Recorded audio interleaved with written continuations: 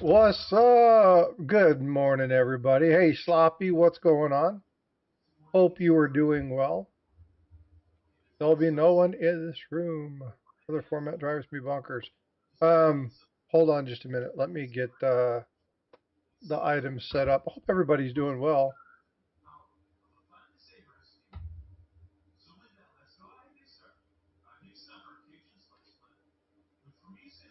Let's go ahead and just say hi to Paula and Eric. Hey, you two, how are you doing? Good morning.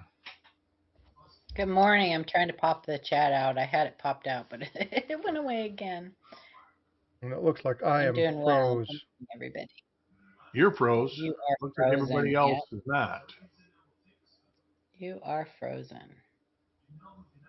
Hmm, maybe it's because I just opened this. Hold on just a sec.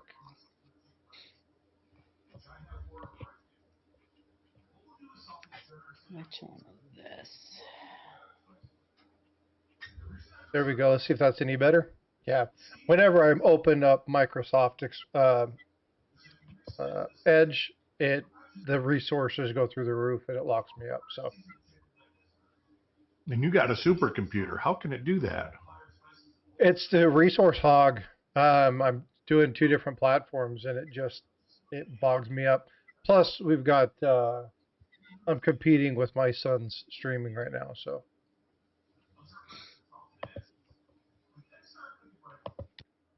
oh, he says he's offline. So never mind.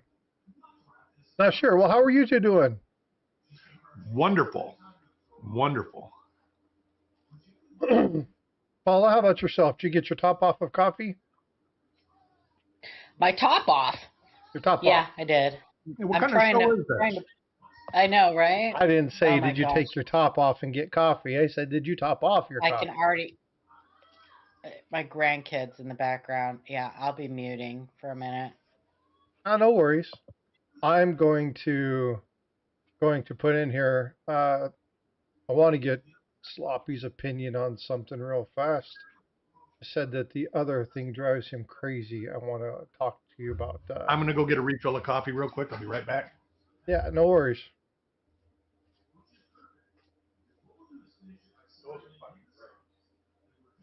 Trying to pop out my chats for some reason. When I opened them before, they closed out on me. Hey, Scotty, how you doing? Good to see you, Sloppy Siren. What's going on, Silver Spur? Amy, Hero, good to see you all. Thank y'all for coming in and saying how do you do. I definitely appreciate that. What's up, Wolf Metal? How you doing, man? I was a Frosty statue for a little bit, but I think I am back now. Let's verify this. Yeah, it looks like I'm back now. You're back. Very cool. But if I was only partially back, would I be a halfback? Half back. Speaking Well, you're of, full back right now. go Navy. Navy whooped on Army last night. Yay. Yep. Pulled out an amazing third and fourth quarter. Beat them 31-13. Absolutely fabulous. Well, 31-13 was where I left it off. But that was very cool. It was very fun to see that. Good morning, Amy. All right. So let's see. Silver Spur, good to see you. Good morning. Thanks for coming in.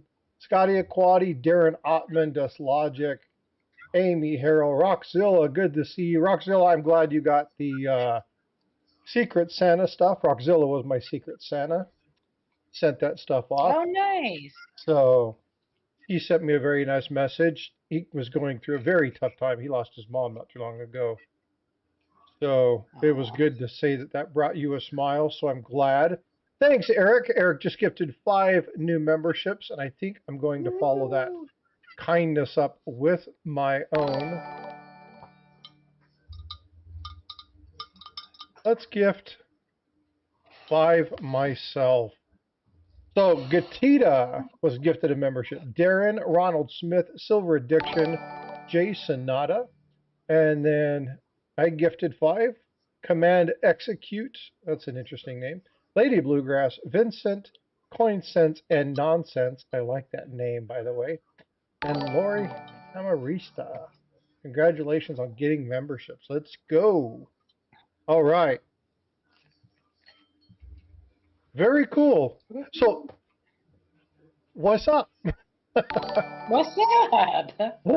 Sorry about that. I thought it was all set up, and then it popped up, and none of my chats were showing up. They turned blank. So, well, cool. There's a couple things that I want to go over this morning, and I'm going to share these with you. One of these, and I shared this with them just a second ago, and I thought this was really cool. And I want to kind of talk about this. Why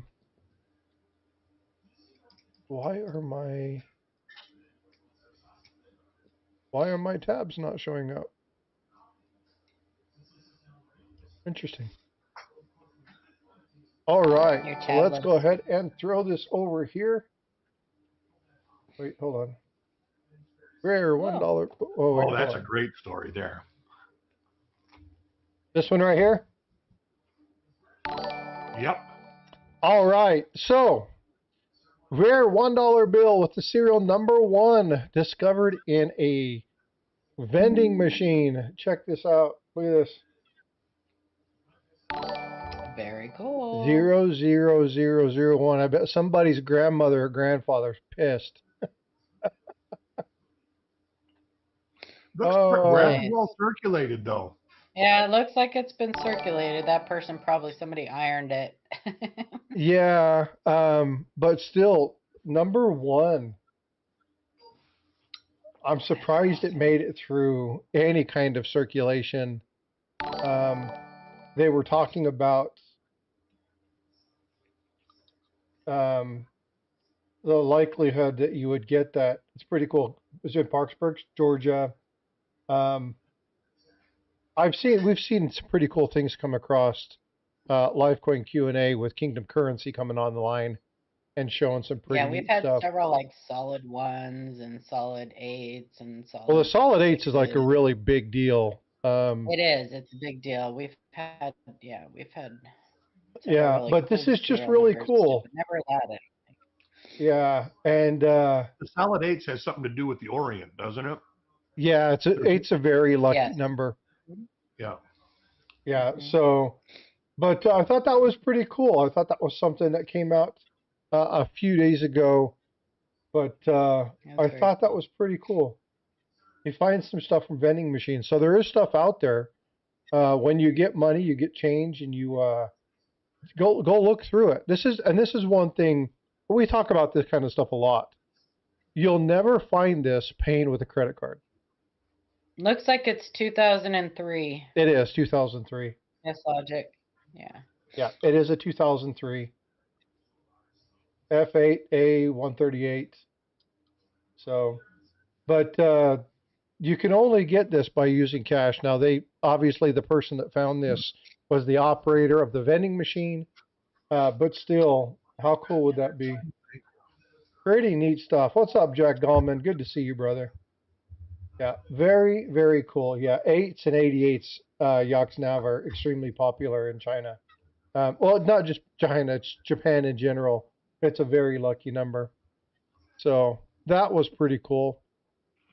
The other thing that I wanted to share with you, how many, by a raise of hands, how many people of you guys like the Beatles? You give me a thumbs up or stuff like that. If you guys are interested in the Beatles, the Royal Mint is going to be putting out a new one honoring Paul McCartney. So there's going to be a new Paul McCartney round that's going to be coming out. And they're going to be doing a special one for a very large coin. And this is from Coin World. You guys can go look that up. I'll put the link here down below. But they're going to be doing another one for a really huge coin. I'm trying to remember what size it was. 5-pound piece, 2-ounce gold. There's going to be some local circulation coins of like guitar picks and stuff like that. So if you guys are Beatle fans or you live in and around the UK, be on the lookout for this.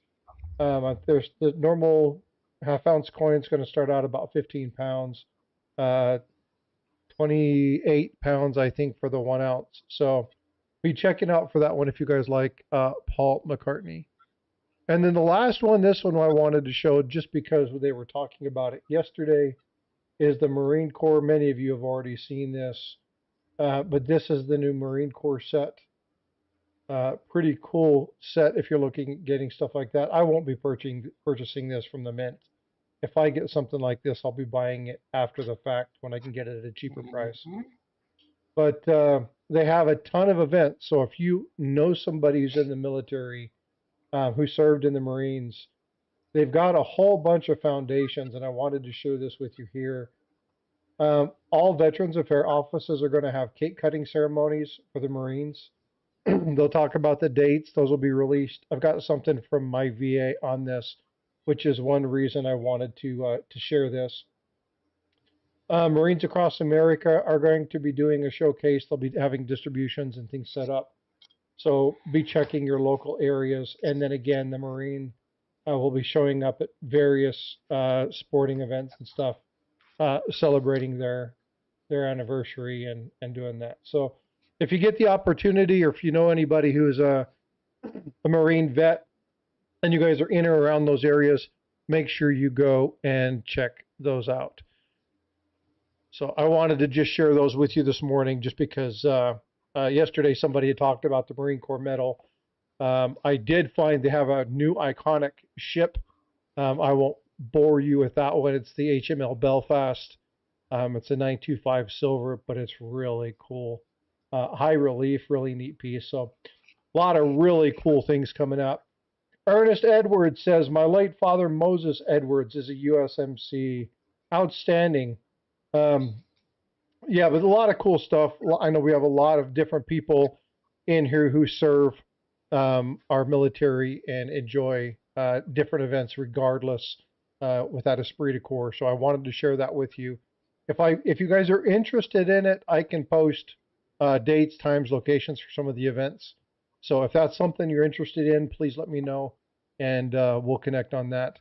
And I will add the iconic Navy vessels that's coming out from the Royal Mint. It's just a cool ship. It's just a cool ship. So I'll put the in the description later on. I'll put that link in there so you can see that. So those are just some of the things I wanted to show you. So what do you guys have going on today? Anything fun? Nope. Fixing the last hole in my ceiling from Hurricane Ian. Oh boy. No, that's a good one. The big stuff has been done. This was just a hole that's like 25 by 30 inches where a branch came through. And it didn't do any other damage, so I waited till the end. It should have been the first one I fixed, but it's the last one. And I think it's more because I have to try to blend texturing, and I'm not looking forward to it, so I've just been procrastinating. Kevin W., thank you for the subscription. Appreciate that. Besides that, nothing. Looking at coins. I have been a coin attributing machine. Hey, speaking of, Eric, you had a bunch of working hub doubling on those. A lot of it. Oh, every one actually. Yeah. Every coin had it.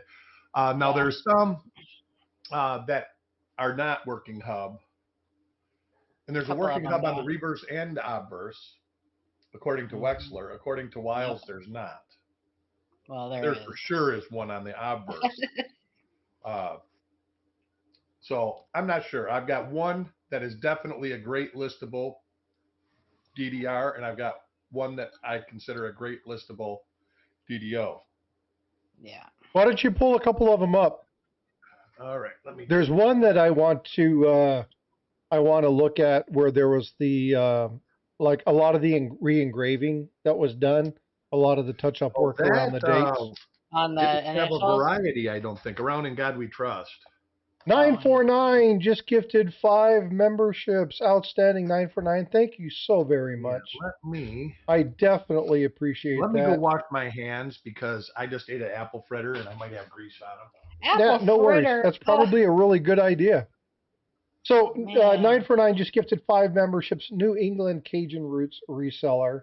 Titanium Justin, Silver Paws, Crafty Dragon, and Dizzy Giraffe coins were all gifted memberships. Thank you so much, 9 for 9. You should see your name pop up on the side saying, hey, 9 for 9 Designs is a generous membership gifter. So thank you so much. Sorcerer Stan, what's going on, brother? How are you? Good to see you. Thank you for coming in and gracing us with your presence. Much appreciation. Hope you all are doing really well this morning. So what Eric's going to be showing you, and again, looking at some of the things that we find, especially with LiveCoin Q&A taking a little bit of time off for the holidays to do some amazing things. I want to showcase some of the stuff that we're finding over at Copper Coins. 2 reasons. Number one, Chuck and I have been talking, I think next week, Chuck and I are going to house a stream where we're going to be talking about some misinformation. He's going to be correcting some things that he's been seeing. So I believe, I got to confirm with him, but I believe either Saturday or Sunday, I think Saturday, he's going to be coming up and we're going to be talking about some items. But the other one is just to promote, both continue to promote LiveCoin Q&A and continue to promote Copper Coins for the amazing work that they do. But the last few kind of draws have yielded some amazing coins. Some really nice stuff, yeah. Yeah, some amazing stuff. And you'll go through droughts where sometimes you just don't find anything, and you'll go through roll after roll after roll. We have been very lucky the last few weeks. Very lucky. But they search really, really hard to find good stuff. Like they go out of their way. They have a lot of communication with people. They have a lot of people that they buy stuff from, and they take time and effort. They work really, really hard. Eric was up since about 4 this morning, attributing coins from that, looking at items, trying to validate, verify. Because I had some that I said, this is what this is. And I still think that's what they are, but I'm not willing to put in this science. It's not a, well, I think this is it because I see this. Right. It is or it isn't. And there's a couple things that make me say that it might not be, so I would not put a definite attribution on it. But this is one that I would send in and have attributed. The one that I got up there right now. I don't see anything. It's waiting for Frostbyte. Wow. There we go. That's the part, and this is very much like... Let me move us out of the corner. Can you zoom that in just a hair? Yeah. What I'm looking at here, I'm going to move it to a different spot. You got the split right here, and it's doubled up the side right there. Very kind of minor-ish. Looks like it might have a little bit right up here. But this is kind of like, you can see right here also. This is this. This is the bottom of the olive branch. It is that sure looks like dieware to me. Nope, it is not. It is very, if you look up FS, I think it's DDR or DDR number 4, FS504, is just like this, except a little more severity. It comes down here. Let me see if I can get it to where it doesn't look like dieware. But like right here, you see the split serifs, and it goes up. There's actually 2 within Wexler, and actually within So here's my question to you on that, where you showed, you right said, here, there's a little bit too. Here's my question to you, where you said that looked like split serifs on the... It looks like machine doubling to some people. No, what it looks like to me is if you follow the flow of the metal. Let me get you. It follows the flow of the metal, much like trail dyes, but not. Well, let me see here, get some information. The description you give might be an actual correlation to what I'm speaking of.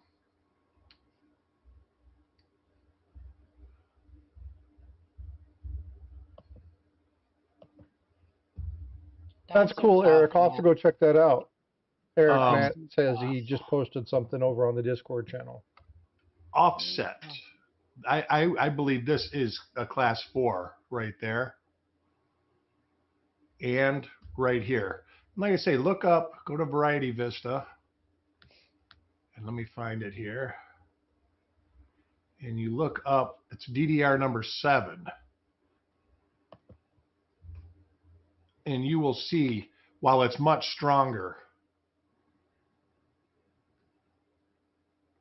Oh, that's not the same though. On the olive branch, on the bottom of the olive branch, it is very much the same. It's just not as strong. And on the bottom of the torch, it is the same. Now this is different, but we're going to go here.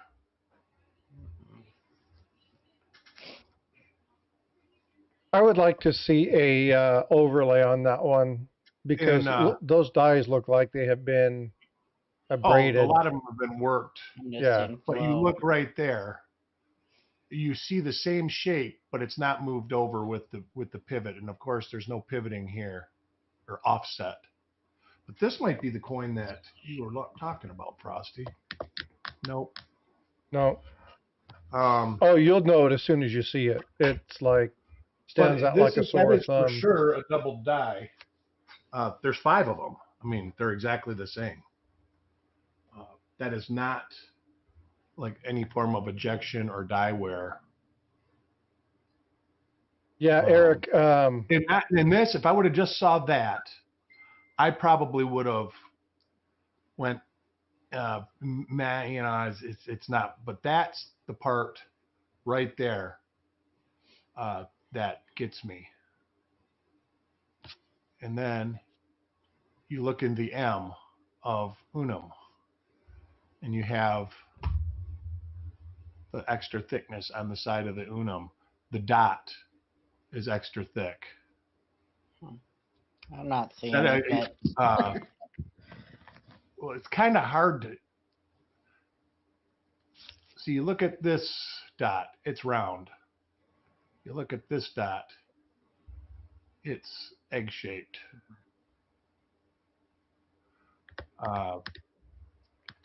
Is it fabulous? It's not, but it is what it is.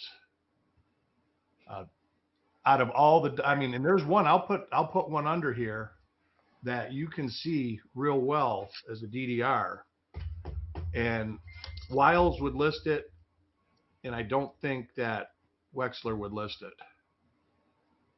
I think Wexler has a theory about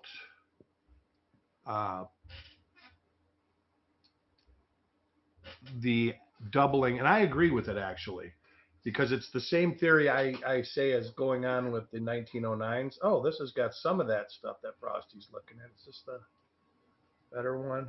Let's see.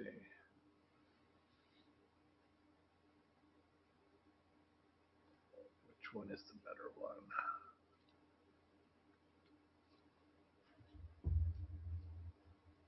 Yeah, see, I don't see anything in that image. Yeah, I'm still looking.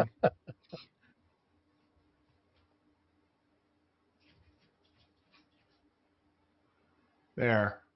That's actually a triple die reverse. And I think that, and it's not listed anywhere. Hurry up, get in here.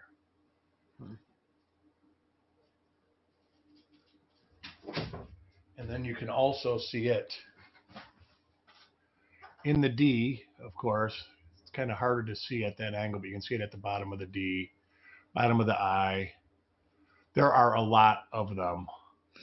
But then you look at E pluribus, and you can see this right here on E pluribus, and you can see it on the R, on the I. It's got the little like tappy pull. This is a pretty decent one. See, now this, I would say, is die wear right there. It presents itself different.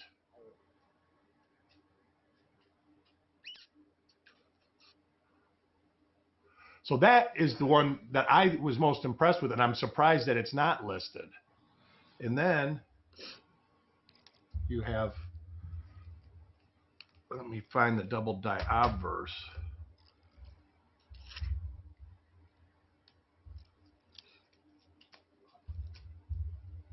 There was one of the obverse that I saw. That This is the nicest one of the definitely. The other ones, like I say, I think Wexler considers it master hub or working hub, but it's definitely doubled. Hardcore.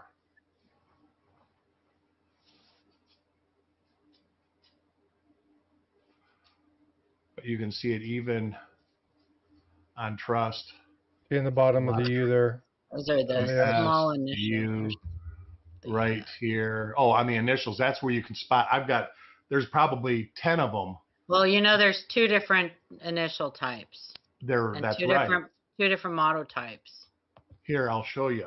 I'll show you the other initials because the double die I just showed you. Is that this one? I'm getting them all lost now. Yes. This is what she speaks of with the initials.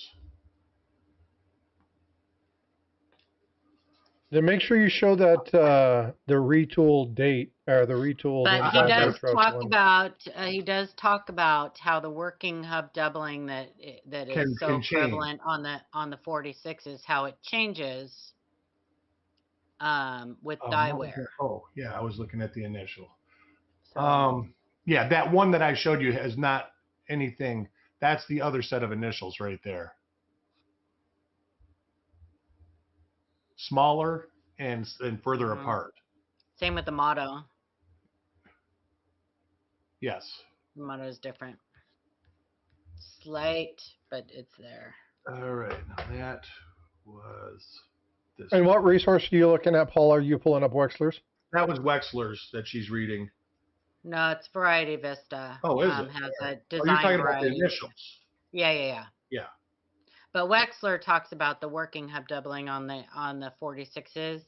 That, there's changes that it changes in appearance according to die wear, as the dies wear. So. And yeah, I don't think it changes in appearance from die wear. I think it changes in appearance when they start the hubbing process.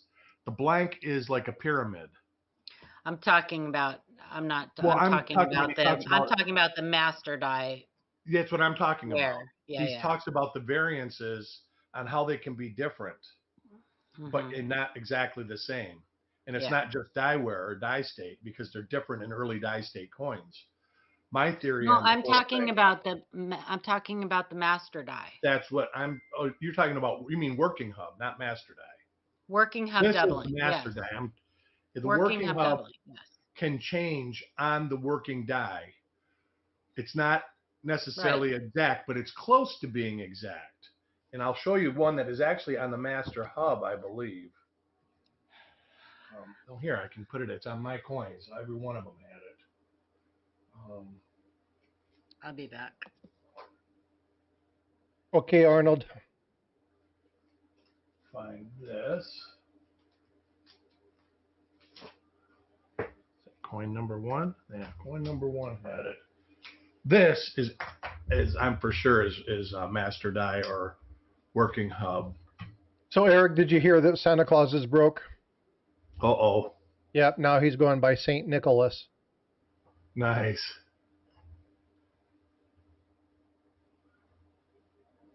There you go, right there. That I for sure believe is working hub or master die doubling on the 6. Can you explain the difference? Well, the master die is working. Let's say it's working hub doubling. It could be working hub because there was dies that didn't have that, but they did have the different initials. So if it's a working hub, it was put into the working hub by the master die, yes.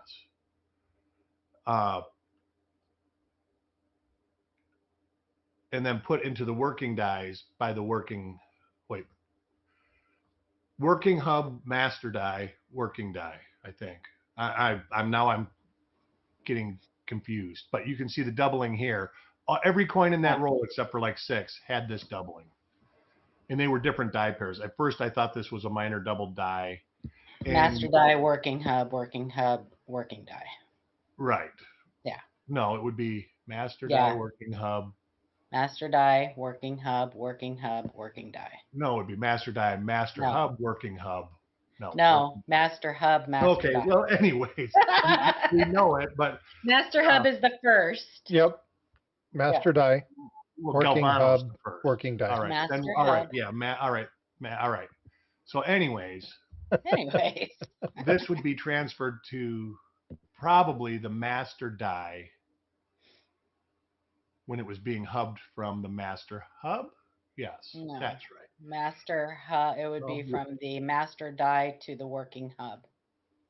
Right. That's this. Yeah. This come from the master die to the working hub because 90% of the coins have the doubling on the 6 and on the back of the 4. So let's take a minute and talk about how we know that. So it's very important that people understand the minting process, because understanding the minting process, you're going to be able to identify how these things are done. And I know there's people. The only way to know it is to identify multiple dies. That's it. So you got this one right here. With the you same look, doubling. Let's find something, that little die gouge at the end of the D. And that's something that they've done for us. So we don't have to do it. Well, but again, it's important to understand kind of how they identify this. It's not just looking at it and saying, oh, that's what that is. And there it is again. There's a lot of information that has to be done in order to identify these. These are why you have things, and if we're going to reference it something, it's like the VAMs, right? When you're looking at all those are all pairings of dies. The reason they know what they are is because they looked at every single die pairing and catalog those. That's how you're able to identify what that is. The same basic process has happened by Wexler and Variety Vista here. They've looked at these items and been able to identify those dies. But it's a different die pair. And that goes to what Wexler is saying, that when they start producing these, there's a little bit of variance side to side, up and down, because they're pushing a flat object against a cone. And it does stress it differently how I mean, it's not an exact science. So there can be a minor variance where it can be very minor on one right here. It can be a little more severe on another and still be from the same working hub. Right. So that's how I come to the conclusion after about 6 coins that it was working hub. Now let me look for that other thing that you're talking about. We saw a little bit on one coin, but if you have like 5 or 6 other ones that it's so blatantly obvious on. Here's one right here.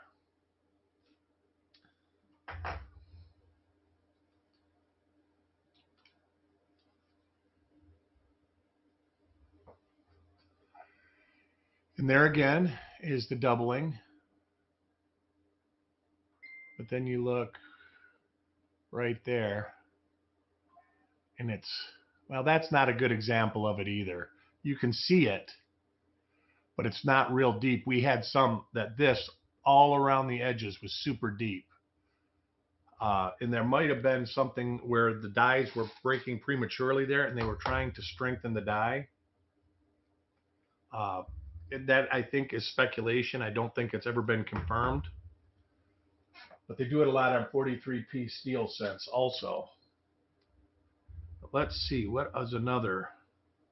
I got this one. This was the good double die obverse, but then you've got a more minor double die obverse.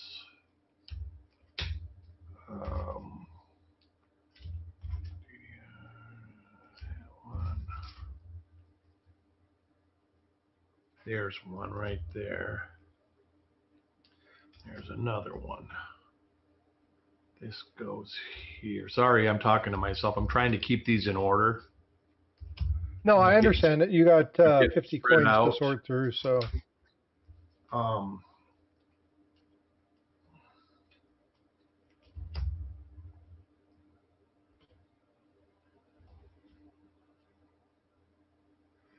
See, there's one. It's just fatter on the 9 and the 6, but there's doubling on the designer initials. This is one that for sure John Wexler's definition would cover. He would not list it. I mean, there's just very little doubling here, a little bit down on the R, and a little bit here, but you can see it kind of tapers off real Now the W has quite a bit of doubling on it. Thanks, Dan, for doing that. I appreciate it. But yeah, it showed up. But there was 2 of these, and then there was, let's see what this is. This one, which is different. Wait a minute. No, this one. Almost showed you the same one.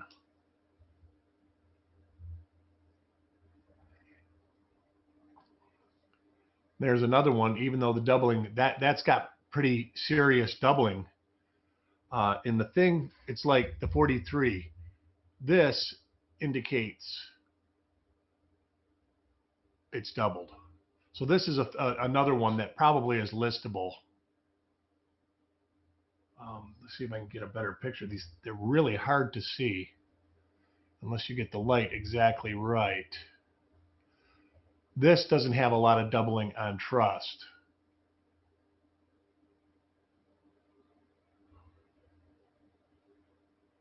And none of them had doubling on Liberty. But that's beautiful on the date. I mean, look how fat right here is. That's fatter. And then also you see almost like a curve and a pull. That's another thing that you get. Yeah, you can really see it though down at 9 and in the initials. Yeah, and, yeah. Right here. Yep. Up here. You see it in the 6 coming like this.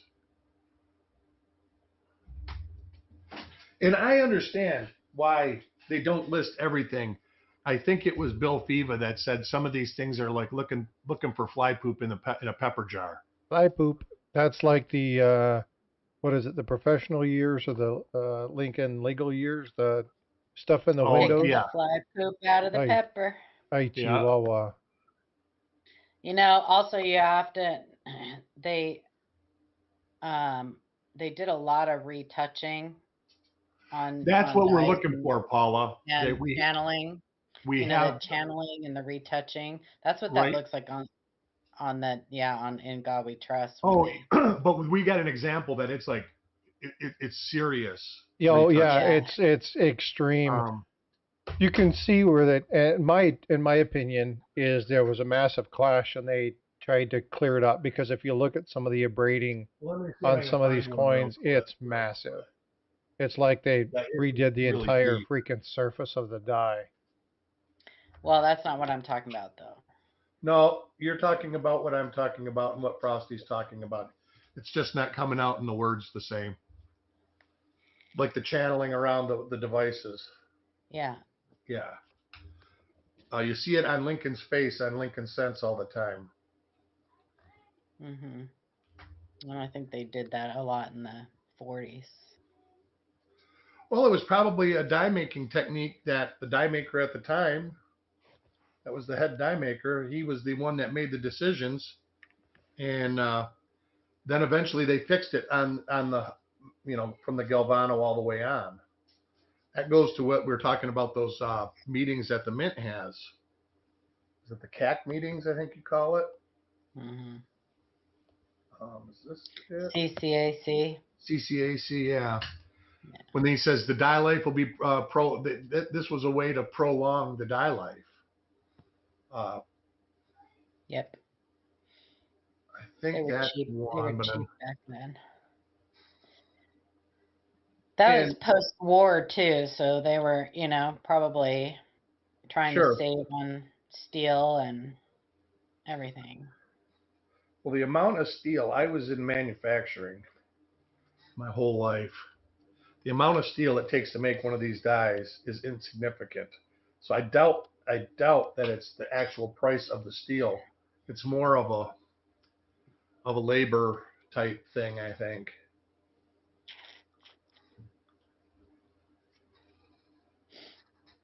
Yeah, I guess maybe this was one. I'm trying to find it, and it's kind of dark here, so I'm looking with a loop. Let's see if that's one right there. There you go. That's kind of a fresh one too. There's one even deeper than that. where you can see it right along the top. Oh yeah, that's one of them. Yep. And if you look at how much there's the abrading, I mean, look at how much was done. It looked like there was massive dye. Yeah, but I don't think that's related. You don't think that is? Mm-mm. Because I mean, you look at that, it's insane. Yeah, I don't think that's related though. To what? To the dye abrasion. No, I think it's trying to strengthen. The dyes were breaking right here. They were breaking into here too. Matter of fact, this is all still got a little break right there. But there's one that's even deeper than that. It is really deep, and it's definitely, it was that polished, engraved down. Oh crap. Yeah, Southern Coin says he sees that on Memorial Sense a lot, where they're trying to fix the dyes. On the 40s wheat sense, 40s nickels also has a lot of it. Oh God. Have a good day, Stan. Thanks for popping in. I appreciate you, brother.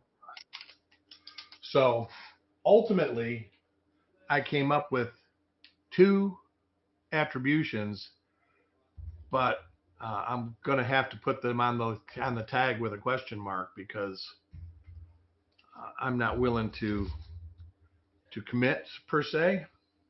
But that one on the bottom of the branch, that would be one that I would probably send in.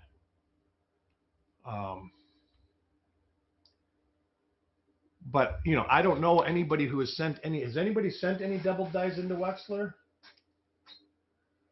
Because they've got a new attributor for double dyes, and I don't know how he's, every attributor does things a little bit different.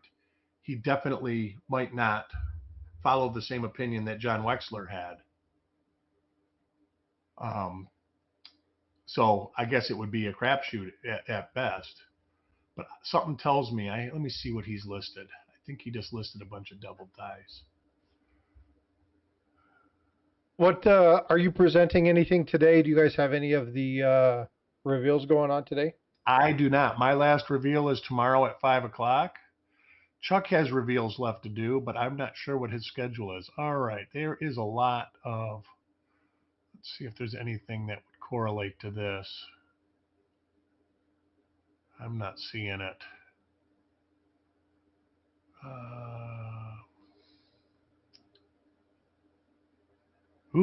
Additional information about a UFO. I like those UFOs. No, speaking of UFOs, he's in the stream. We call them UXAs, unexplained anomalies. What's a USA? UXA. UXA. Is how we list. Oh, I get you. Unexplained anomalies. Mm-hmm. All quarters. Now, what did he say about your quarters that you? Oh, here's one.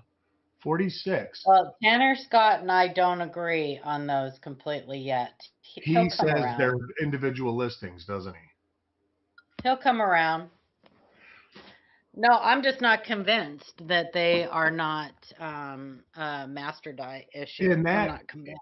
Here you go. That is my point exactly that I've been making this whole time. Is one attributor can say, this most definitely is this. And another one can go, meh. I don't think so. Well, that's why I'm not arguing with you, because it's, you have the coins in hand. I'm seeing photos. I'm not seeing the same thing you're seeing. So we're not going to agree. So what's the point? But even that doubling on the date. I told you I saw a couple that you showed that I definitely agree with. And that's the way I feel. Working die doubled, But, they're definitely double dyes, but then there's some that fall into the definition of what Wexler does. But if you go to Kaneka has a bunch of them listed that look just like it. I just can't. Yeah, there's listing. There's listing. A lot of times you see things that Wexler lists that Wiles doesn't, and vice versa. Oh, all the time, because they don't get the opportunity to look at the same coins. Yeah. So, and even if they do, they don't always agree. So that's right. Yeah. That's right. And that ultimately goes back to the whole hobby and being subjectiveness in the hobby. What one person feels and sees, everything, it's always opinions. And yes, there's some science behind the opinions. Yeah, well, there has to be, right? But, right. Yeah. But it doesn't mean that you'll always come to the same conclusion, you know? Yeah. Well, and the important thing here, and I just put this in chat for Coach said, I guess you guys are kind of reverse manufacturing and thinking like the minting process to know what the intricacies are. Yeah, there's a couple things you have to do. Number one, you have to have multiple coins. Number two, you have to have multiple resources. And Well, you you don't have to do have exactly multiple what we're coins. doing here, which is talking through why you think it is, why you think it isn't. Right. Multiple coins just help. Yeah. The thing that's really important about having conversations like this is Paula may understand something really, really well that Eric is good on. Eric may understand a history of something that maybe Paula doesn't know all the details on. I'm here to observe and to kind of clarify some of the nuance and say, you know, hey, what does that mean? Let's explain to everybody what that means. And by having that conversation, you have to choose a side and stick with it. And, but yeah, and that's you just have to do that. You'll find the same thing with errors and attributions and varieties, and even the experts don't always agree. So, I mean, with double dies, you don't know, like, what is James Wiles? What does he do? Like me, my main focus is RPMs. That's what I collect. I collect double dies and other stuff now too. But the reason I got into this was to collect RPMs. It's what I liked. And if you look at Kaneka, they don't list a lot of minor RPMs, even though I've heard through the grapevine that they are going to start listing them. That's because the attributor changed, and he thinks that they need to be listed. Now, I don't know if it's true or not. The source is pretty reliable, but you never know until it's actually done. But then you've got Wexler listings. They list the fly poop and the pepper. So in copper coins is listed fly poop and pepper because you got an argument. Do you want a complete listing of everything, of all the anomalies? In a perfect world, that's where we would be at. And then sometimes you find a listing that you don't agree with at all. That's right. That's right. And but then you have there's a lot of time put into this. And then you start coming to the conclusion of, I've only got so many years of my life, and there's not enough years to put them all in. Right. That falls into a lot of it too. Not to mention, if you look, even you can look at the Wexler listings and the Variety Vista listings. I won't say Kaneka, and you'll see minor listings, and then you look at who discovered it. And John Wexler and James Wiles were a lot more apt to list a minor listing if it was their coin. And that's in the publishing. You can just look in the publishing and say the coin was submitted by, and you can look, and you get it. My thing is, here's a problem. This is a 46p. A lot of these could be listed already. You just can't link them up. With the P mint with no mint mark, the mint mark's one of the best markers that you can have. It eliminates or pulls it together 90% before you even look at anything else. Because the mint marks are all in different places. They didn't have a template.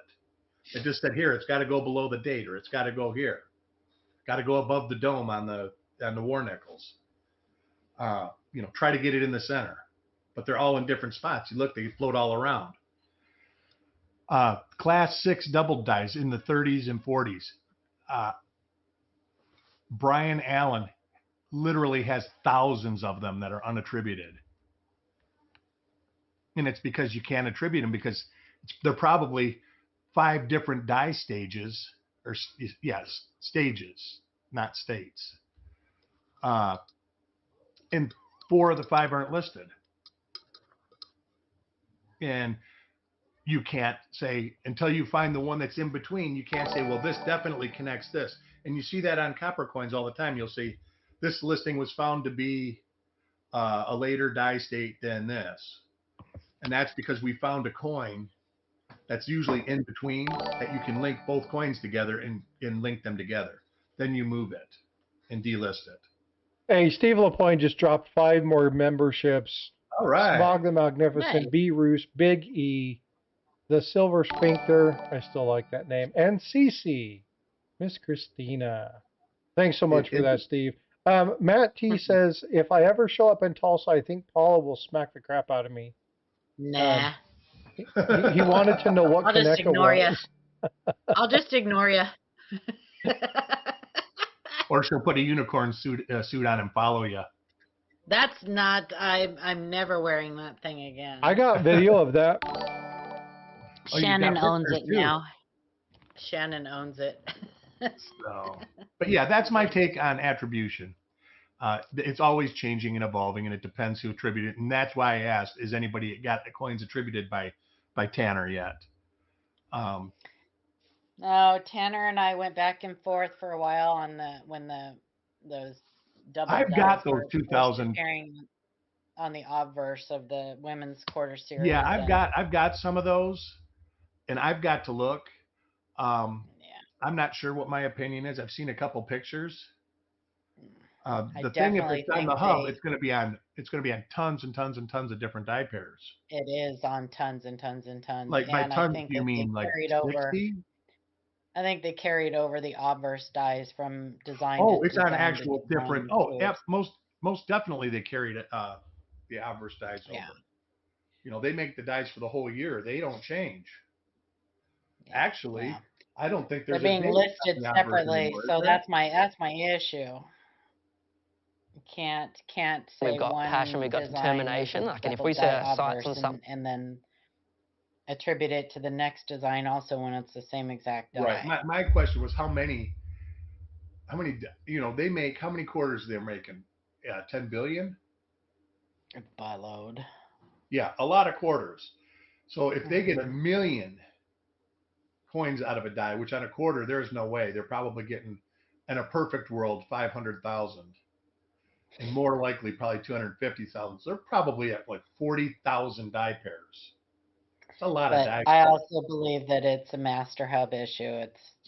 It could be. I haven't looked at it enough to actually. Or I should say master die issue because there really isn't a master hub. So I should say it's a master die issue. That's right. Not anymore. Everything is right to the master die stage.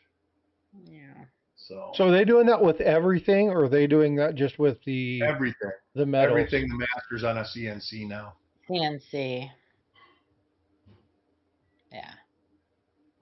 But I do think that they'll switch over to the laser and just start eventually making working dies directly.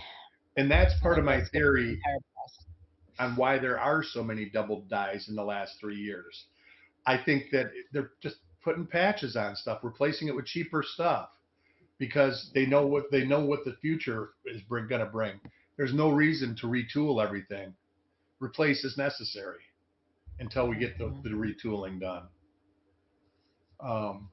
So that's my opinion on it. But then again, there's no scientific or factual proof. It's all speculation because nobody has gone in and inspected the process. It's all speculation. So it's much like back in the days when the mint used to, do all their own smelting and everything else.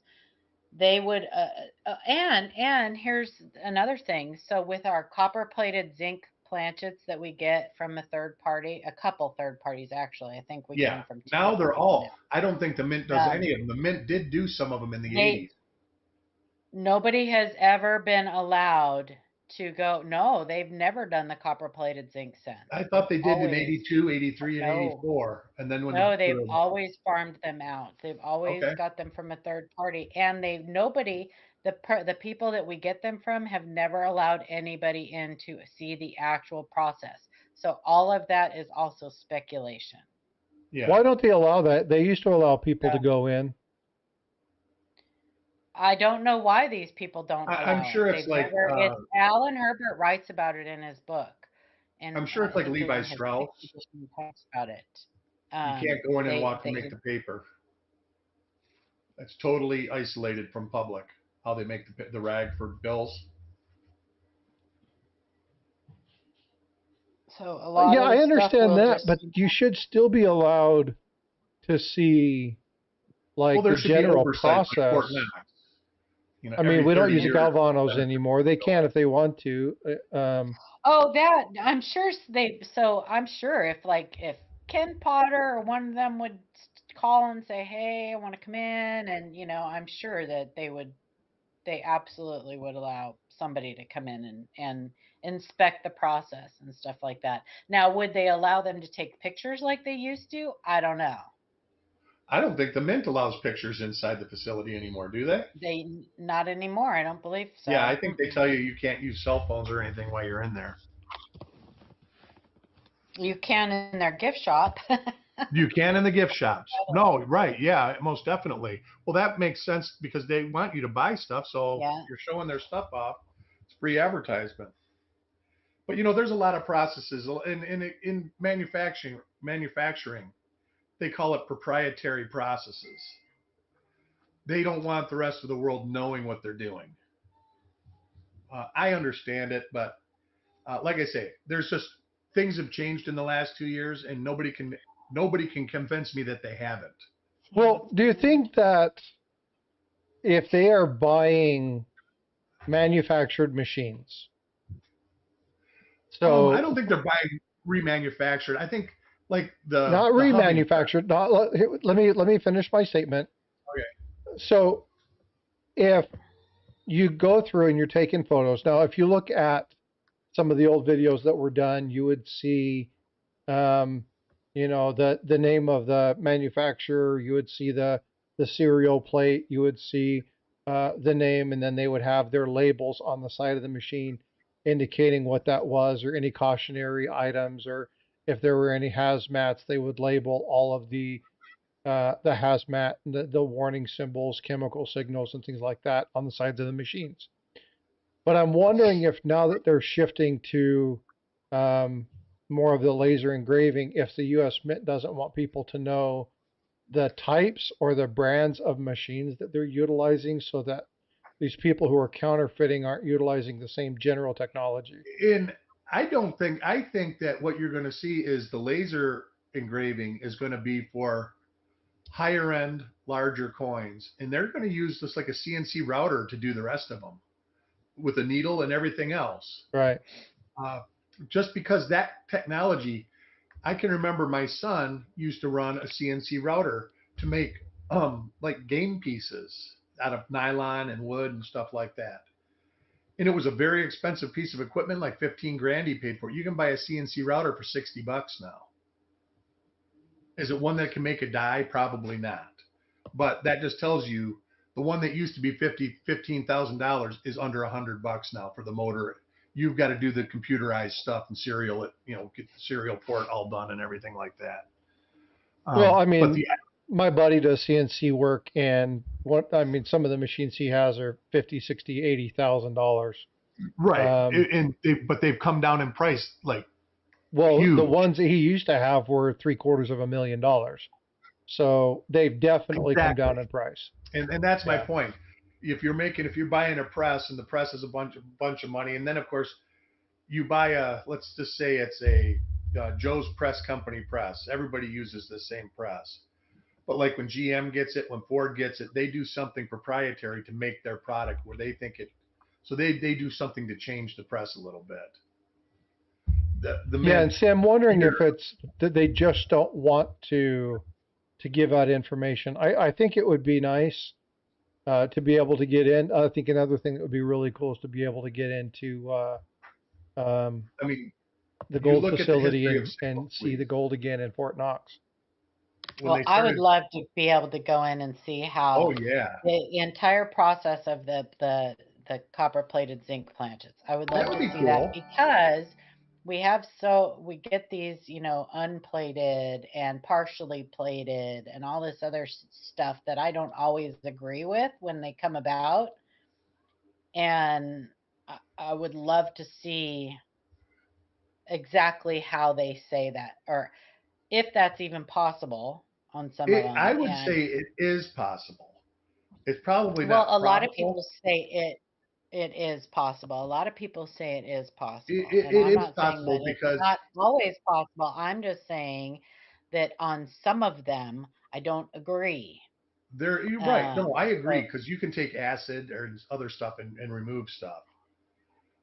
But there's a lot of videos on YouTube about plating, not plating coins, but plating in general, rechroming bumpers and stuff like that.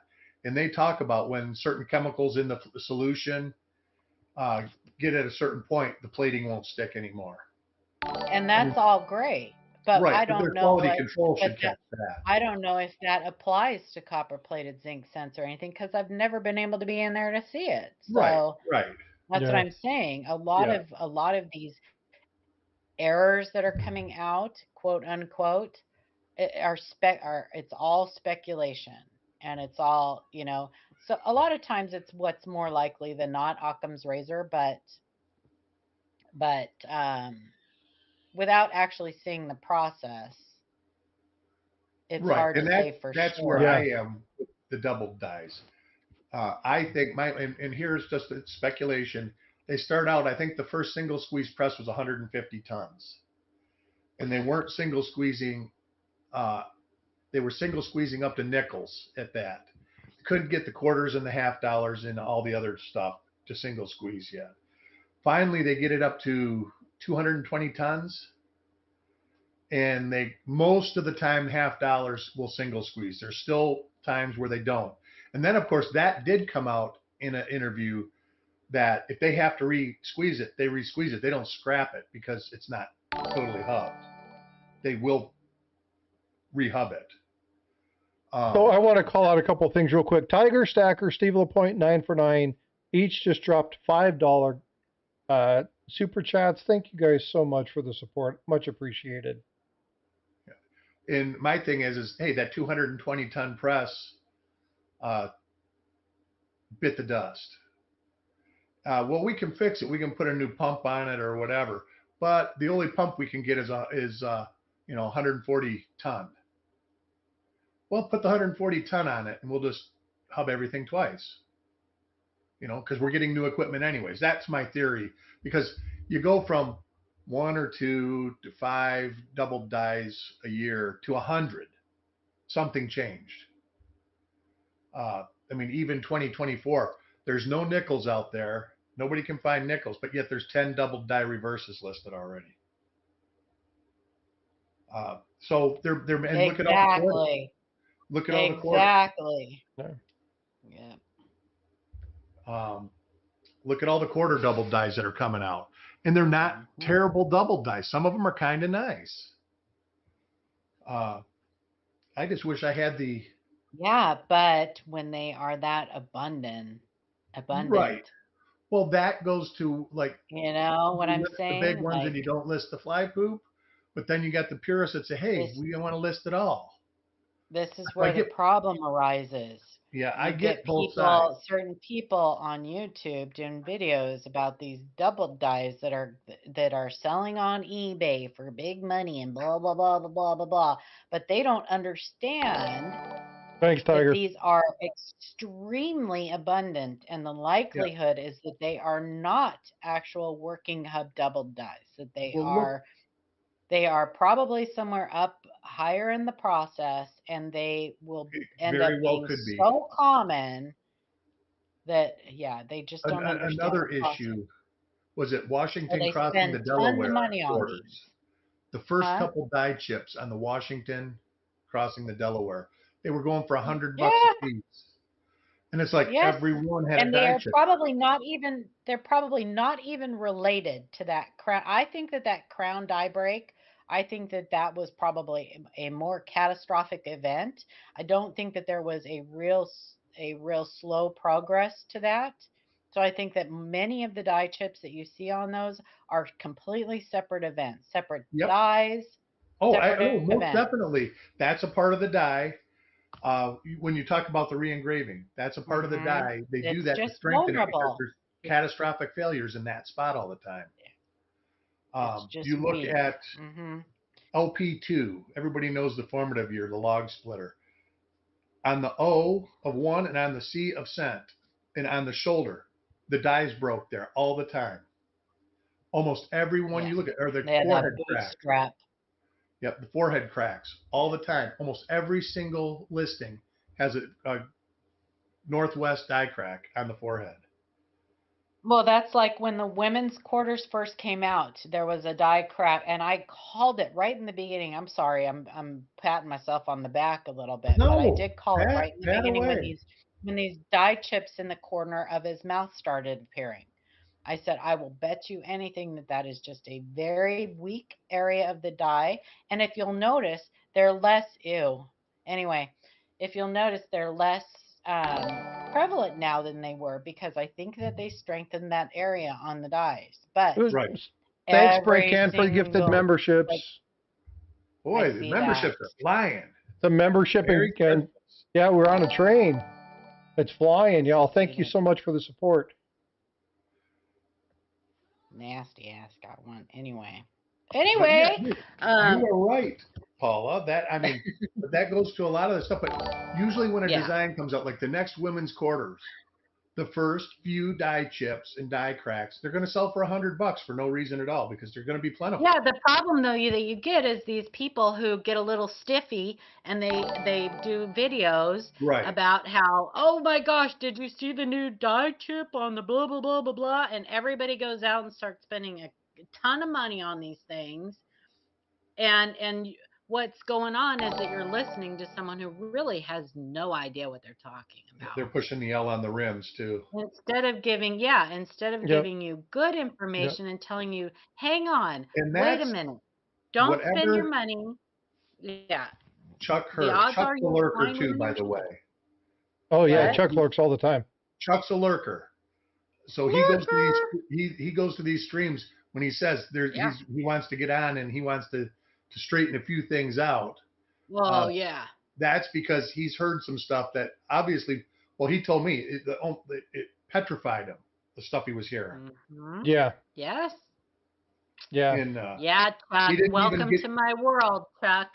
Yeah, it's been his world for a long time.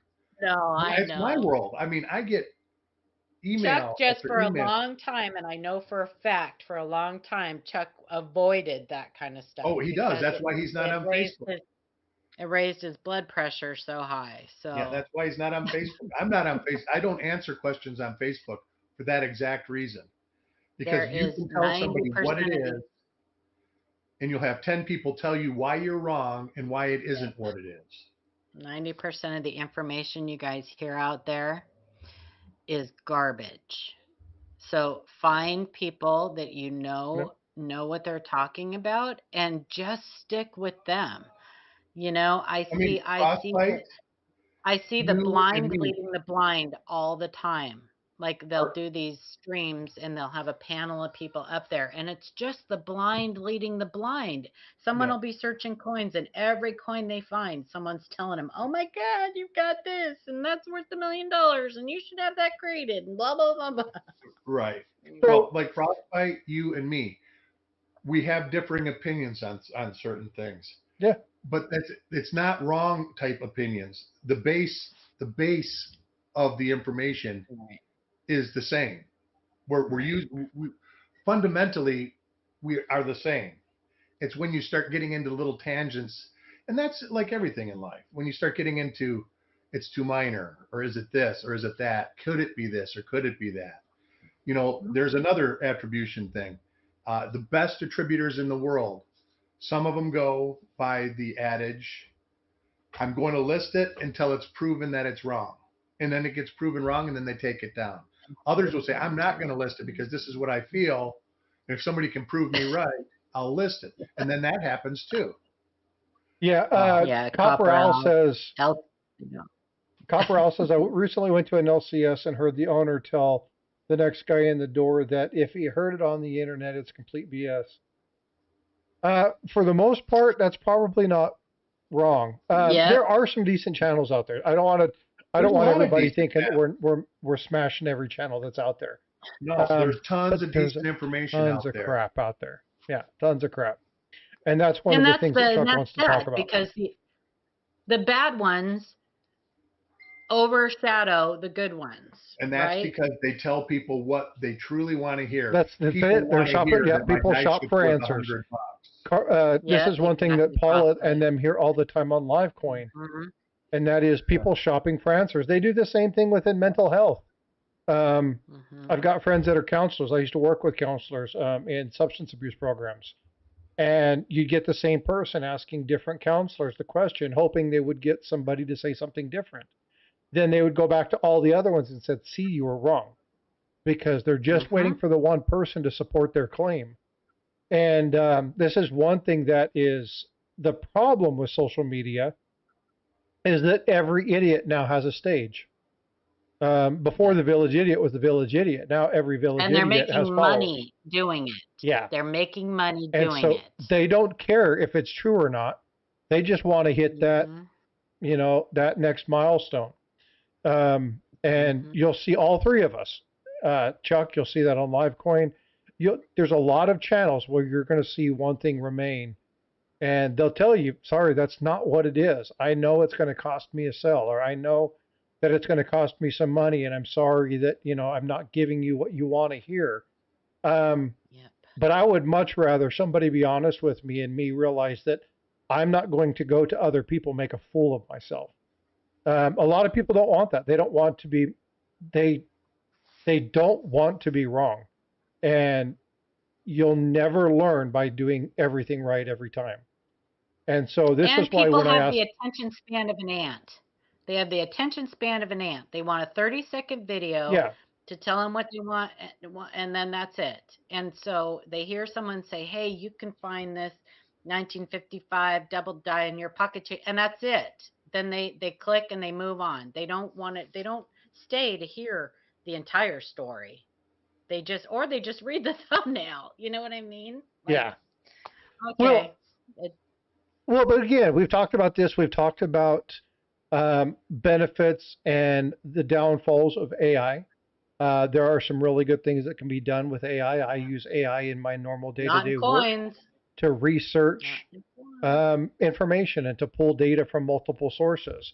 Obviously, you always have to validate and verify, but it helps go and pull things really, really quickly. There are some advents to AI that work, but when you're trying to pull up information on errors and varieties, 99% of the time it's wrong. You may get some good information, but if you let AI build you a video, it may not even show you the right coin. And we see this all the time on channels. This amazing 1909 double die, and they're showing you a 1955 double die. Right. If you let AI build the video, you're in trouble. If you build a video with AI, you're still going to have a lot of work. It's almost as much work as you building the video yourself. In some cases, more. Yeah. So that's what I'm saying. Yeah.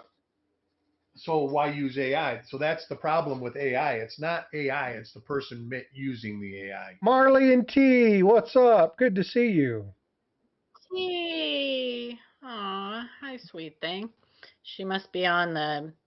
They're over on the portrait side. Yeah, if you want to come over to landscape, it's pinned up at the top. But yeah, so I don't want to knock AI. There's some really cool things. I've got a lot of friends. You guys know my daughter, Bifrost, does a lot of artwork. And by the way, if you haven't gone over, please make sure you're subbing her up. But they have a lot of friends, and we have people that do coin manufacturing and stuff like that. There's a lot of issues when it comes to people utilizing AI in the art world. And one of the problems is that it pulls multiple people's artwork to generate its own image. And so even though it's quote unquote their own stuff, there's a definite problem when it comes to that. So it can be problematic. So there's cool things that can be done with AI, but again, Not when it comes to coins. I have not Yeah. seen one good example of AI used in coins. Not one. You know, I Not don't a think I single have good either. example. Nope. But like I I say, have I had don't to think it's correct the people. AI. I think it's the creator using Hey, the AI Chad. that. Now I tell people stuff on. Sorry, Frostbite. I No. tell people stuff on Facebook, and then they come back at me with a clip that they took off of Google of whatever this is. This is the information I got off of Google, and it's all AI crap. That's right. That's why wrong. So I quit participating in they're Facebook. like, so what Yeah. they do is they go, well, they don't know me from Adam, so who are they going to believe, me or Google? They're going to believe Google. That's well, right. this is because they don't know who I am. this is what you talked about last week too, right? That's and the I still problem. don't fully understand the concept. But that's they go out and they buy subs. They spend hundreds of dollars with the advertising. They use these bot channels. I still don't fully understand how all of that works because I don't understand the benefit of it. But they grow their channels really, really, really fast. And then you get people who give good, solid info, and they have 2, 3, 4,000 subscribers. And then you're going against a channel that has 2, 3, 400,000 with 20,000 views because they're paying for these views. And so you see this, and it gives that the appearance that they are more knowledgeable than you are. You see this channel that comes across, and we all know who it is. That's the guy who always puts his face over other people's videos, saying that, oh, this is an amazing thing, and you need to get this, and hey, save this because you heard this here. And those are tactics that are used to make people think that, oh my God, he's the source of information. Like I've got to do this. You got to be very careful with that. The problem that channels like us have is how do we promote ourselves in a fashion without looking like we're trash? Right? Just say that Eric's incredibly good looking. Dude, I told you, I'm not going to lie to people for you. You know, the only time I've ever seen Eric good looking is when I close my eyes. It's the best, isn't it, though? You've never seen anybody quite that good looking. Just verify. If you hear information from somebody and you don't really know the source and you don't have any history about that person or whatever, and they give you information, just verify it. You know people you can email or message or ask that, Everybody in here should know reliable sources to verify the information at. Yeah. You don't have to Google it. So I want to read something that is an extremely good comment. Gravity is just density. It said first, who knows who will take credit for it. Paula has talked about this a lot, and that is there are a lot of people out there who just want to be first. They don't care about being right. They just want to be first. That's right. And well, you know what second is, right? It's the first loser. I'd rather be right. Yeah. And so me too. I'd rather be right. Yeah, but it's a great comment because when you're talking, I love physics and astronomy and stuff like that. You guys know this if you've ever followed my channel. Oh yeah, by the way, look at my portrait side and my landscape side back screen. By the way, I did all that work myself. If it drives you nuts, tell me that it drives you nuts. But I've done all the design work and all the animation and all that stuff myself. So trying to do something different that represents me. But so I appreciate that because it's absolutely right. People gravitate towards the thing that's dense, and a lot of these channels are dense.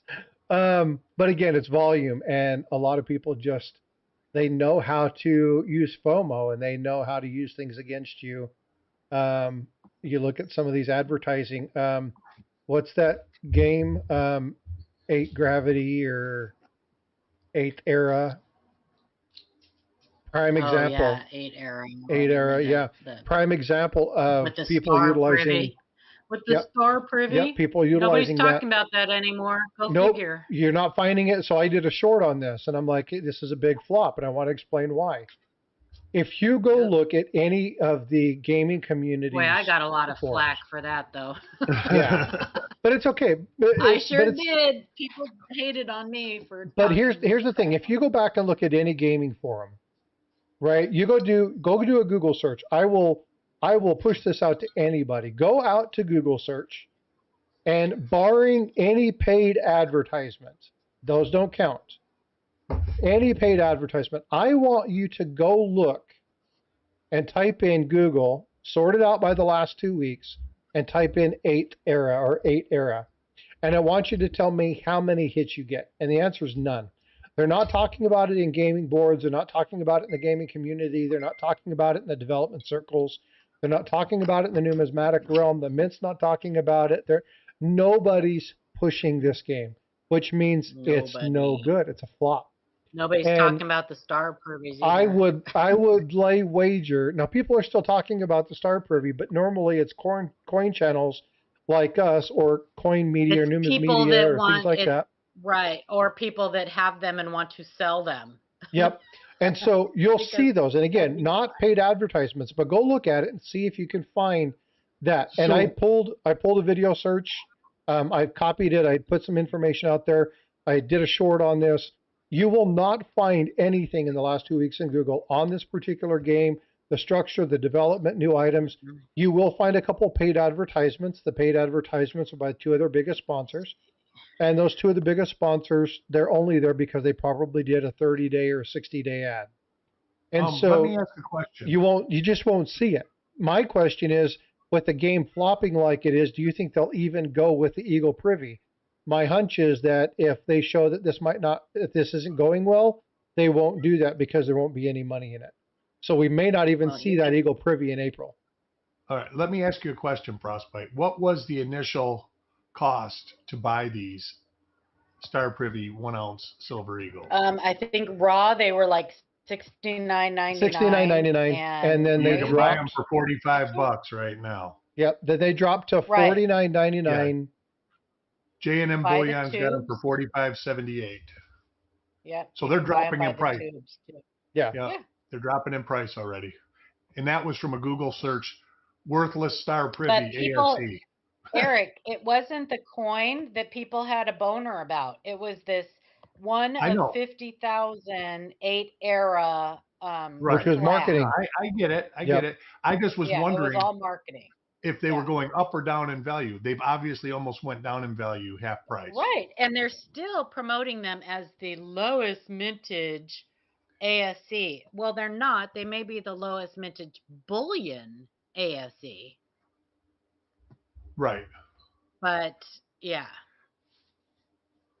And they're, how long I want to see how long they will be for sale before they sell out or if they ever sell out. And I like it. It's plural. Yeah, again, but these are just these things that you need to be careful with. People will utilize. Now, and this is why I talk so much about the 8th era guy, and excuse me, I'm getting up in my camera to position myself a little better. This is why I was so on this 8th era dude. He owned and was the president of this collectible association. So he did this for 30 years. He understands marketing, understands what people like, and he used all those tools against people in order to sell this game. And it was all marketing. It was all, hold on just a sec. Hey, bud, question for you. Have you ever heard of 8th era? My son is like, I've never heard of him. No, my grandson either. My grandson's a huge gamer. I told you guys that. Yeah. He looked at it and he's like, I'm not playing that. He's gaming right now. He's like, I've never heard of it. So again, this is one of those things where they tried to use, they came into the community, they came into our community, and they're like, we're going to try and get these guys to go, this is the next big thing. And they used that FOMO against everybody. And they went to the Mint. Now, if you go back and you'll look at that video, and I posted that link there, go back and watch it. You have to watch towards the end. Listen to some of the stuff that he said. My son told the mint director, you're missing the key objective. We have an opportunity to make a lot of money here. If we do this, we sell this and we market it this way. If we do this, we're not doing 1 million of the star privies. We only want to do 500,000. We want to separate it. We want to make sure that these mintages are sound lower. We're going to do special ads indicating it's only one of 50,000, making people think that they're very limited numbers. The whole purpose of this, the whole premise of this was to get people to go, oh my God, I've got to go get this before they're gone. It was all a FOMO trick. It was all utilizing the potential Most of the people or the sound. didn't play the game, Kevin. Yep. Most of the people got those because they bought them. It was not because they played the game. And I'll bet you somebody made money off of it. Oh, I'm sure they did. Yeah, I'm sure they did. Yeah, of course. Yeah, and so, but this is the kind of BS that we want to try and work and protect you from. We need you guys to understand, we're going to say things sometimes that aren't popular opinion. And it's not that we don't like these things and we're not hoping that people come up and develop things that are benefiting the community. We absolutely want people to do things that benefit the community. We want things that are going to benefit the hobby, and we want people to come in. We want people to subscribe to these channels and come in and really understand what collecting is and what errors and varieties are. And, you know, I'm pushing copper coins right now because the stuff that they're doing, there are coins that he's finding right now, those 43S steel cents that have those really solid ones, like the one that I got, they're fairly valuable. They're an expensive little coin.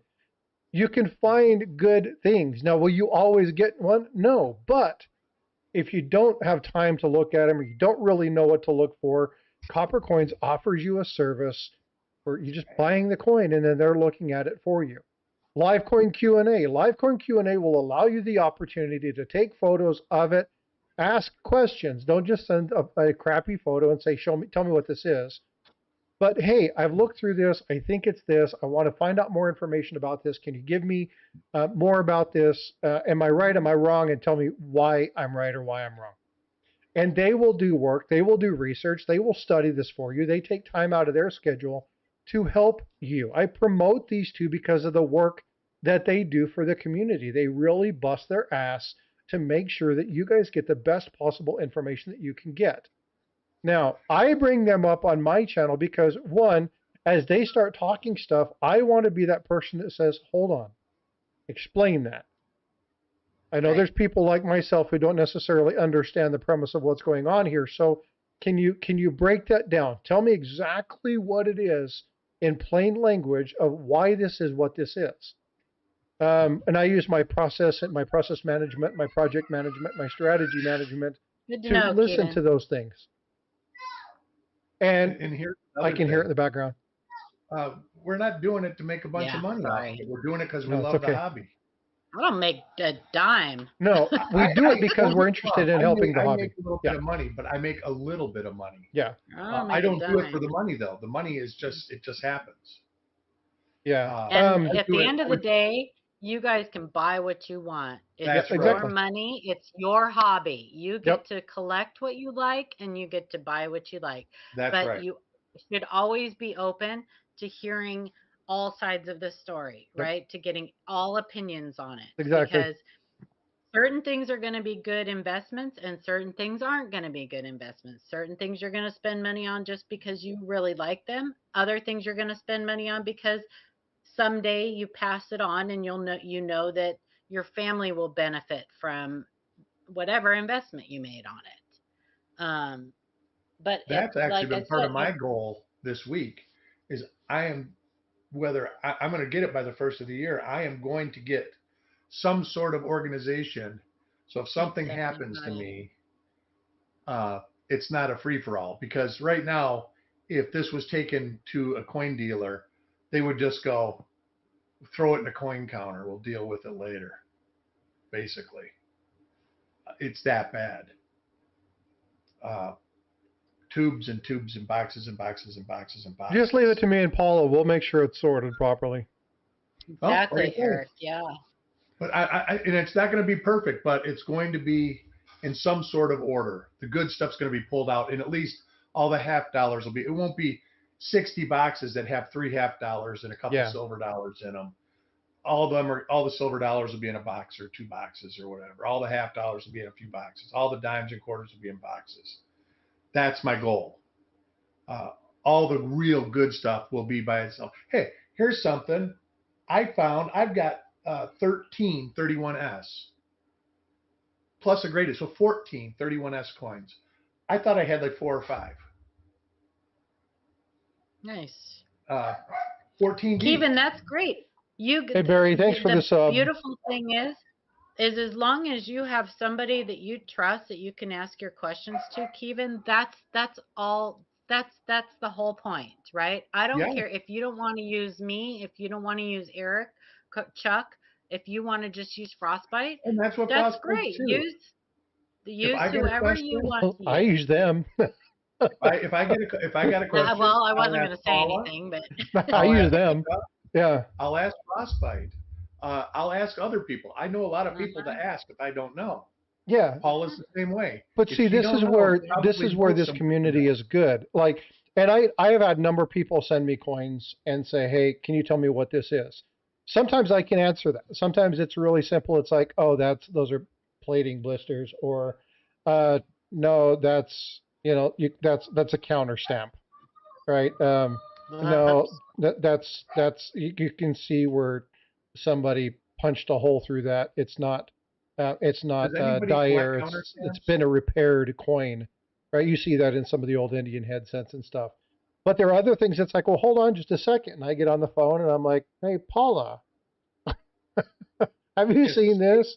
Oh yeah, that's this. Hey, Eric, we got this thing. Here's this 58D. Can you tell me what this is? Oh, that looks like this, right? And so I use them. So you guys use me. Again, I don't have to be your sole center source.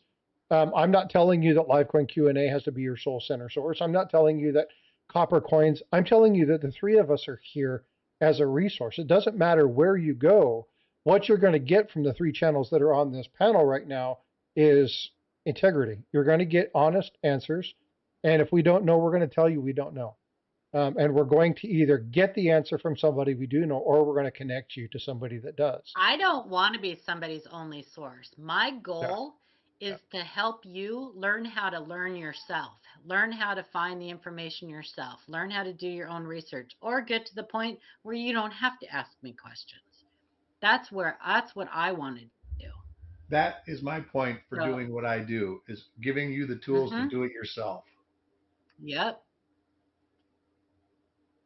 If you're just asking people questions all the time and never learning anything yourself, we see that a lot. We see people who constantly send us like the same question over and over and over. And at a certain point, we realize they're just using us to get answers. They have no interest in really learning.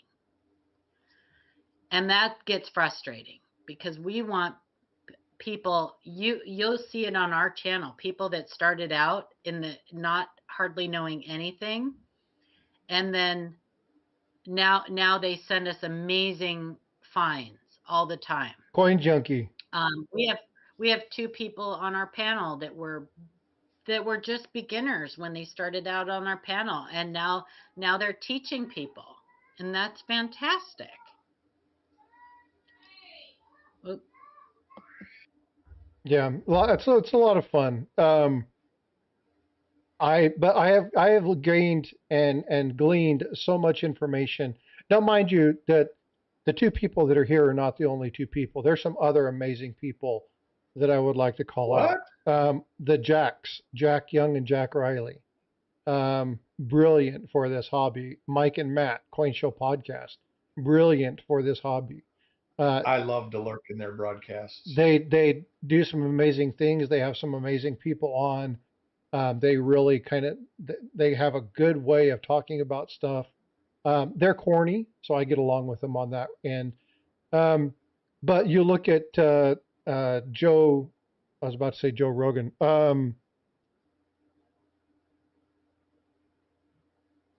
Help me, Paul. I just went blank. Henning. Joe Cronin. Joe Cronin. Oh, Joe Cronin? Joe Cronin. Yeah, sorry, I was busy typing to That's okay. Again, another brilliant gentleman, like really does a lot of good hard work. There's tons of amazing channels out there that don't do a lot of self promotion. They're out there in other people's streams. They're out there on other people's channels.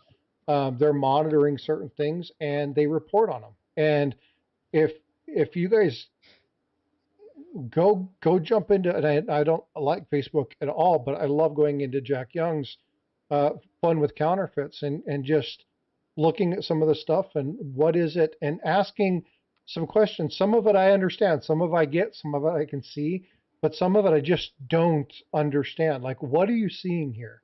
And then he'll send me the resource and say, read this, look at this. Yeah, shameless self-promotion here. I'm doing another interview with Jack Young on counterfeit.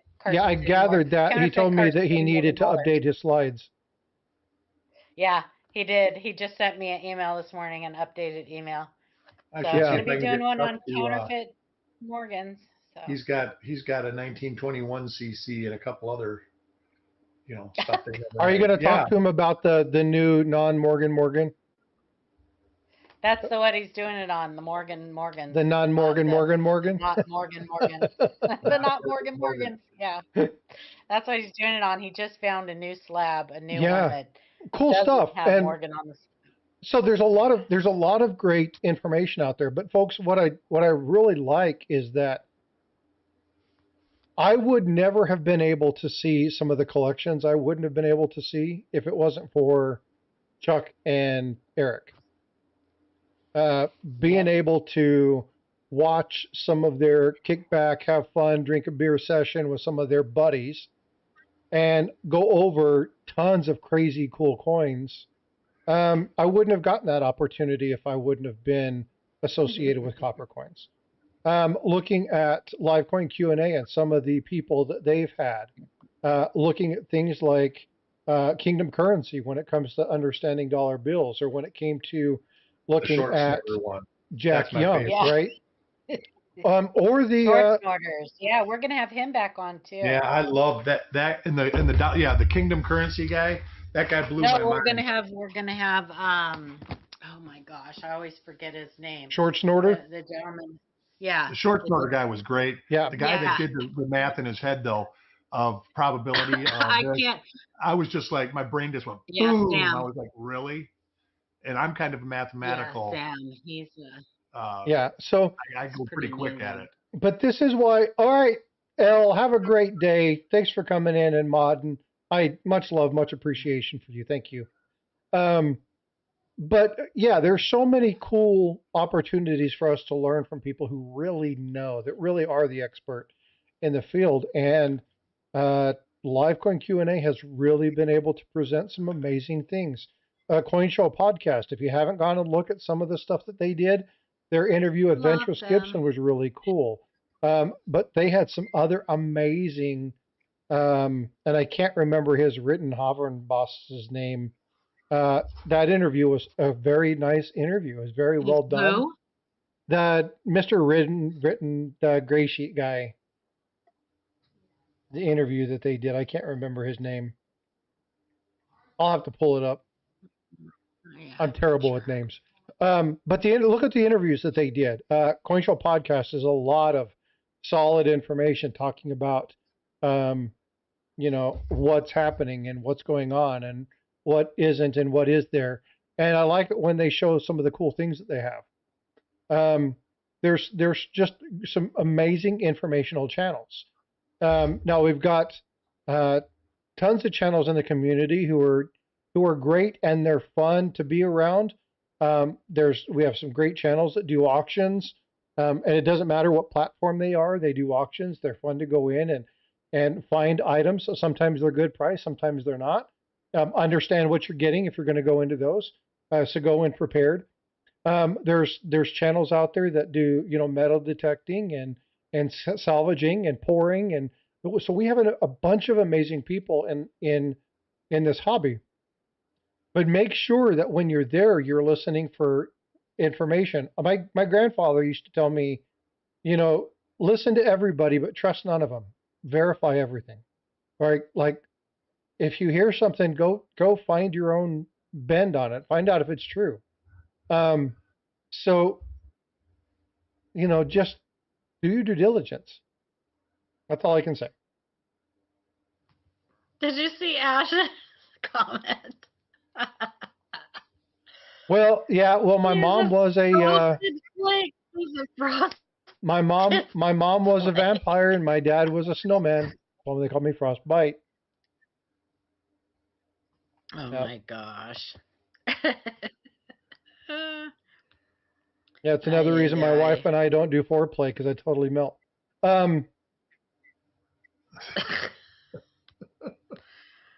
Anyway. Oh my gosh. I don't know where this went off stage, but it's time to go. I gotta go. I gotta go.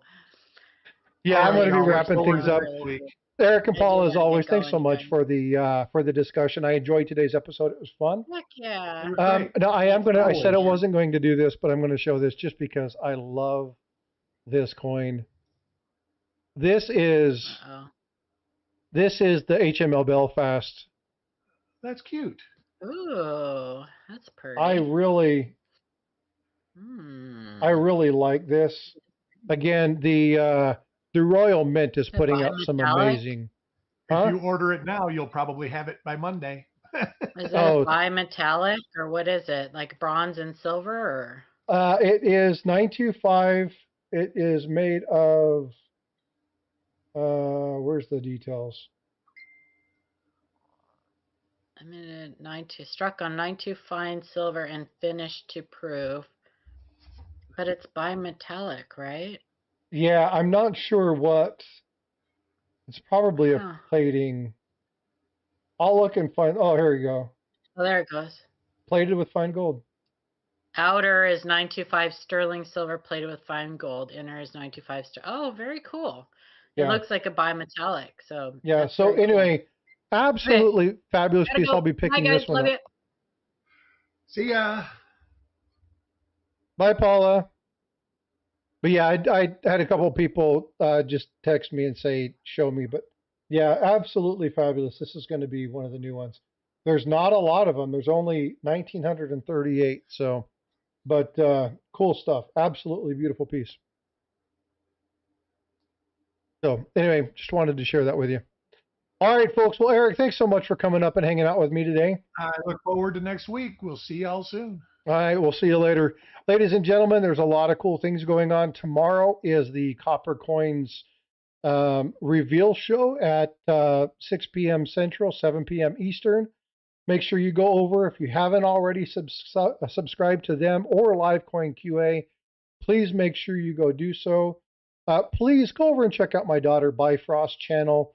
It's at Bifrost Artworks 801. Please go check her out. Check out that channel. She's doing some animations. Give her some thumbs up and let her know that you like that kind of stuff. We are going to be doing a New Year's show. She's going to be here doing some custom artwork requests for people.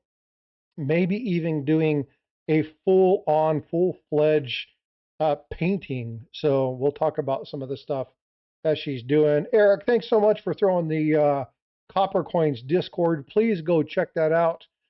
Chuck monitors that quite frequently. Lots of great discussion, really cool posts on various coins. Again, make sure you're subbing those folks up. I will be maybe going live later tonight talking about some Texas legislation and some money matters. If you're interested in that, stay tuned for a potential pop-up. But ladies and gentlemen, I appreciate you. Love you guys. Be well, be blessed. And I will see you guys in the streams. Go check out Coin Crew later today. Check out their auction. All right.